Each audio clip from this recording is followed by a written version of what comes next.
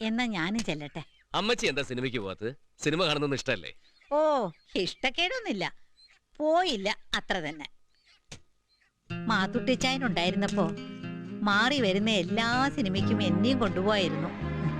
ഇച്ചായന് സിനിമന്ന് കേട്ടാ പ്രാന്താ.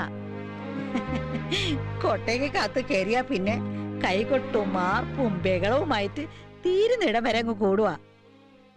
ടോണിക്കുട്ടിയുടെ കൂടെ സിനിമ കാണാൻ പോയോ ഒന്ന് അനങ്ങാൻ സമ്മതിക്കേല. ശ്വാസം അടക്കി പിടിച്ചോണ്ട് കഷ്ടപ്പെട്ട് ഇത് എന്നാത്തിനാ കാണുന്നേ. അവനാണേ ഏറ്റവും പുറകിലുള്ള ടിക്കറ്റ് എടുക്കത്തുള്ളൂ. അതെന്തോന്നാ എല്ലാരും താഴെ ഇരിക്കുമ്പോ നമ്മള് മാത്രം മുകളിലിരിക്കുന്ന ബാൽക്കണി. അതിലിരിക്കുന്നവര് ചിരിക്കുകയില്ല, കരയുമില്ല. തീരുന്നത് വരെ ബലം പിടിച്ചോണ്ട് ഒന്നും ഒരു ഇരിപ്പ.